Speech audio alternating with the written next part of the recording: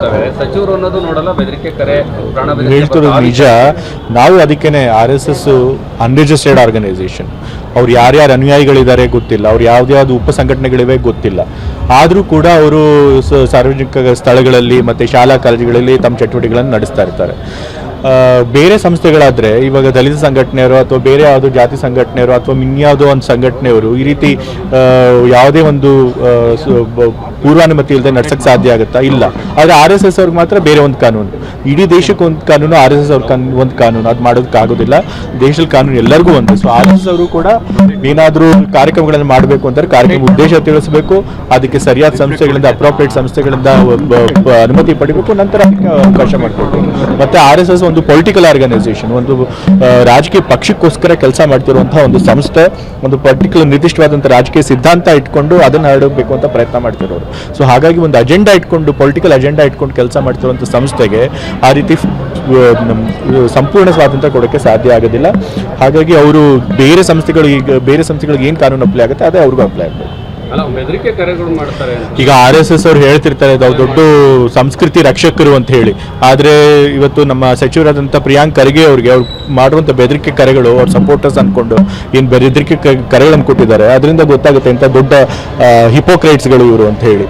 ಸಂಸ್ಕೃತಿ ರಕ್ಷಕರು ಅಂತ ಅನ್ನೋರು ಎಷ್ಟು ಕೆಟ್ಟದಾಗಿ ನೀಚವಾದಂಥ ಭಾಷೆನ ಪ್ರಯೋಗ ಮಾಡಿದ್ದಾರೆ. ಸೊ ಹಾಗಾಗಿ ಇವ್ರು ಯಾವತ್ತೂ ಕೂಡ ಸಂಸ್ಕೃತಿ ರಕ್ಷಕರಲ್ಲ, ಕೇವಲ ಒಂದು ಏನು ಸಮುದಾಯ ಇದೆ ಅದರ ಒಂದು ರಕ್ಷಕರಷ್ಟೇ ಮಾತ್ರ. ರಾಜಣ್ಣ ಅವ್ರು ಹೇಳ್ತಾ ಇದ್ರು ಸರ್, ಮಾತಾಡ್ದ ಸಿದ್ದರಾಮಯ್ಯ ಅವರು ಉತ್ತರಾಧಿಕಾರಿಯಾಗಿ ನೆಕ್ಸ್ಟ್ ಸಚಿವ ಸಂಪುಟ ವಿಸ್ತರಣೆ ಆದರೆ ರಾಜಣ್ಣ ಅವರ ಅಭಿಪ್ರಾಯ ಅಷ್ಟೇ. ಮುಖ್ಯಮಂತ್ರಿಗಳು ಈಗಾಗಲೇ ಸ್ಪಷ್ಟವಾಗಿ ಹೇಳಿದ್ದಾರೆ, ಅವ್ರು ಮುಖ್ಯಮಂತ್ರಿಗಳಾಗಿರೋ ತನಕ ನನ್ನನ್ನು CM ಮಾಡೋದು, ನನ್ನ ಮಂತ್ರಿ ಮಾಡೋದಿಲ್ಲ ಅಂತೇಳಿ. ಸೊ ಹಾಗಾಗಿ ಅದು ಪ್ರಶ್ನೆ ಉದ್ಭವಿಸೋದಿಲ್ಲ. ಅಫ್ಕೋರ್ಸ್ ನಾವು ರಾಜಕೀಯ ಬರಬೇಕು ಅಂತ ನಮ್ಮೆಲ್ಲರ ಆಶೆ. ಯಾಕೆಂತಂದರೆ ರಾಜಣ್ಣವರು ಭಾಳ ಹಿರಿಯರು, ಮುಖಂಡರು, ಭಾಳ ಹೋರಾಟ ಮಾಡಿ ರಾಜಕೀಯದಲ್ಲಿ ಮೇಲ್ ಬಂದಂಥವ್ರು, ಮತ್ತು ಯಾವಾಗಲೂ ಕೂಡ ಸಾಮಾಜಿಕ ನ್ಯಾಯದ ಕಾಳಜಿ ಇಟ್ಕೊಂಡು ಕೆಲಸ ಮಾಡುವಂಥವ್ರು. ಸೊ ಹಾಗಾಗಿ ಅಂಥವ್ರು ಯಾವಾಗಲೂ ಕೂಡ ಸಚಿವ ಸಂಪುಟದಲ್ಲಿದ್ದರೆ ಅದು ಸರ್ಕಾರಕ್ಕೆ ಯಾವಾಗಲೂ ಒಳ್ಳೆಯದು. ನನಗೆ ಗೊತ್ತಿಲ್ಲ, ಅದ್ರ ಬಗ್ಗೆ ವಿಚಾರ ಮಾಡಿಲ್ಲ.